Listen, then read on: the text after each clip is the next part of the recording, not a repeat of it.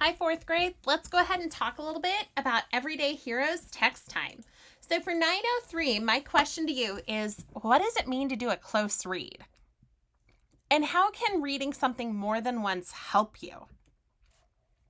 You might be like, bruh, I'm not sure, Mrs. MG. It's a Monday. Oh, you totally got this, gang. So let's go ahead and talk a little bit about what does it mean to do a close read. So I know if I'm doing a close read, I'm not talking about getting a magnifying glass and being like, I'm going to get super close to the word. We are talking about you're going to read it multiple times or more than once to help you with understanding. You're reading closely. So, have you ever read something more than once? Like maybe you got a text message, or maybe you got directions in a video game like Fortnite or something, or maybe you were playing something and you had to kind of like read the directions a couple of times to know, like, what is my quest that I'm working on to try to figure this out? That is a close read. When you read something more than once to help you understand it, that is what we mean when I say a close read. So today, we're going to look at structure of a text and about how rhyming can help with understanding a poem. And we're going to use close reading, but specific to poetry. So when we're reading poetry and we're looking at something in a first read, we're painting a picture with our mind. So we're doing kind of some visualization. We're going to think about the title. What maybe jumps out at you at the title? Are there words or phrases that are repeated, like an again and again from notice and note? What's the poem about? Is there a topic on this? Is there a theme? Is there a message? And then do we have any questions that we have after reading the poem? So let's kind of try this. Let's do a first read. So right here, I have some poems, okay? And this is looking at poems and stories, similarities, and differences. So it says, Randy collected rocks from the many places that his family visited for vacation. It got to the point that all of his shelves, his desk, even his areas of the floor of his bedroom were covered with small stones. They were pretty stones, but they were stones nonetheless. Randy's mom would get upset that he needed to clean them up. Your room is a mess, Randy. It's like a sandy beach in there. Okay, so right now I know as I'm reading this that this is a story, okay, because this is a little bit different. This is how a story is different than a poem. So I know I have a student and his name is Randy, and Randy collects rocks, and he has so many that his floor is covered, and his mom's starting to get upset, like, hey, your room's getting really messy. Okay, so let's go back. I didn't notice a title. What are things that jump up at you? Well, I know that it's about a boy named Randy who collects things. I don't have any words or phrases that are repeated, and it's not a poem, so I don't have an idea of what the poem's about, but I have identified what my story's about, and I do have some questions. So a question that I have at this point is Randy going to clean his room? Is he going to be cleaning it up? So this says, one day, Randy was talking with his best friends, Marco and Drella. They were saying that they had never been on vacation because their parents worked all the time. This made Randy sad. You would love going on vacation. Sometimes you ride in a plane and you get to see new things all around you. Randy went home that night and he was sitting around all the fun things he collected. An idea popped in his mind. I'm going to share all my wonderful things with my friends so that they can enjoy them too. Randy collected items from around his room and put them into 2 bags. One bag was for Drella and the other was for Marco. The next day, he handed each of his friends a bag, and they pulled out the beautifully colored stones, sticks, and sea glass, and shells from the bag. Randy explained where each of them came from. He described that each place smelled like, looked like, and talked about the different things he did while visiting. Jella and Marco were so happy with their gifts. Randy, this is such a generous gift. You shared your special things with us, and we love them. Randy's mom was very proud of him for sharing, and she never mentioned the remaining stones that were left in his room. So I know that maybe the message that the author is trying to tell us about is about sharing, and sharing a little bit about things that are special to you when you go on vacation, especially if you have extra. It says he went around the room and he put them into 2 bags. One bag for Drella, one for Marco. All right. So I know that the message or the theme could be about friendship,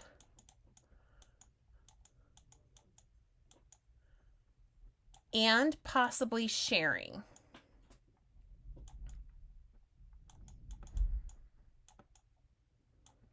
All right. Now, I'm going to go ahead and take a look at the poetry side now. So I see that there's also a poem over here. And it says, "A collections of rocks from a trip long past. Randy enjoys these fond memories. Experiences that come and went so fast. Keeping things safe like his own small treasury. Sharing what he has found is kind, especially with friends that wonder. Giving the gift of dreams for their mind. Now Drella and Marco no longer ponder." So things that I notice. I notice I have some rhyming words like past and fast. Notice I kind of drew a yellow connection. I also have memory, treasury. So I have some rhyming word there. Wonder, ponder. Kind, mind. So I have a little bit of a rhyme scheme. I've read it through. Does it tell me what Randy is giving away in the poem? I know it's talking about a collections of rocks. Down here, it says sharing what he had found. So I know that right here we're talking about the collection of rocks and then sharing them with other people. And it says that they're giving a gift of dreaming. So the ability for them to kind of imagine what it was like to be on that vacation, especially when he was talking with Marco and Drella and they found out that they had never been on a vacation. So what are things that jumped up at you? Well, we noticed we had some rhyming words. Did I add words or phrases that were repeated? No. I know my poem's about sharing. Do I have questions about my poem? Well, I didn't. All right, now I'm going to do a second read on the poem. This time, I'm looking to see, are there words that are making images so visualization pop in my head? Is there figurative language? Does the poem have rhyme? Oh, we already found this, rhyme and rhythm. And then how does the poem make me feel? So now I'm going to go and do my second read, okay? So I'm going to look back and it says, "A collections of rocks from a trip long past. Randy enjoys these fond memories. Experiencing what came and went so fast, keeping things safe like his own treasury." So what I'm kind of envisioning right here is a bunch of rocks on like a shelf, like where they've been kind of like collecting different items. Over on my next one, okay, I have sharing what he has found is kind, especially with friends that wonder, giving the gift of dreams for their mind. Now Drella and Marco no longer ponder. So now that I'm kind of looking at this one, I'm thinking about how they go together with sharing. So I'm envisioning giving like gift bags with rocks in them. Okay, here we go. Let's go on to my next one. Okay, how does the poem make you feel? It makes me feel really good. Now let's go ahead and put this all together on a third read. So how does the speaker feel about the topic? What is the message of the poem? What do I think the poet's purpose is on this one? So as I'm looking through on this one, I'm starting to take a look and I am jumping in and I am looking and it says, that a collections of rocks from a trip long past, Randy enjoys these fond memories, experiences that came and went so fast. So when I look back and I'm asking myself the question, like, what's the author feel on the topic? Well, the author feels really good. It's about giving gifts to other people and about sharing. All right, so let's go ahead and apply this, and let's do this again. This time, I'm going to try it with the poem Wind on the Hill, okay? So this says, wind on a hill. No one can tell me, nobody knows where the wind comes from, where the wind goes. It's flying from somewhere as fast as it can. I couldn't keep up with it, not if I ran. But if I stopped holding the string of my kite, it would blow with the wind for a day and a night. And then when I found it, wherever it blew, I should know that the wind had been going there too. So then I could tell them where the wind goes, but where the wind comes from, nobody knows. So now I'm ready to kind of look at my questions.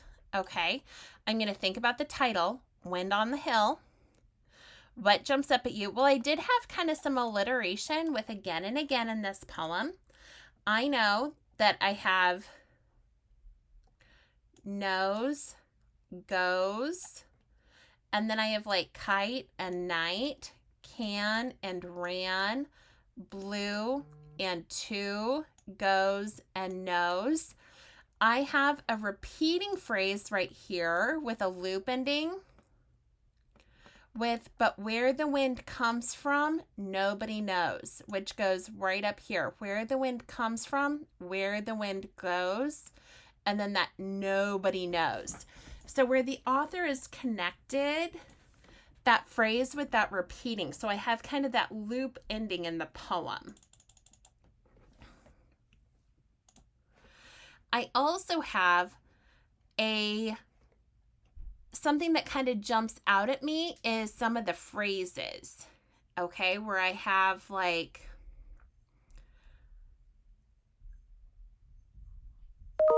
no one can tell me, nobody knows where the wind comes from, where the wind goes, it's somewhere fast as it can. So, and you have like that wind being repeated. And so I know that it's what I'm kind of envisioning in my brain is someone outside kind of like twirling on a hill. Okay. Do I have figurative language that's used? Not really. I do have, as I think about like the author's purpose, okay, how does that maybe work together? I'm thinking about that connection on that wind when I get ready to kind of read it again. Does the poem have a rhyme? Yeah. Does it have a rhythm? Yes. I've already kind of identified that. And then how does the poem make me feel? The poem makes me feel kind of curious about poetry and wondering.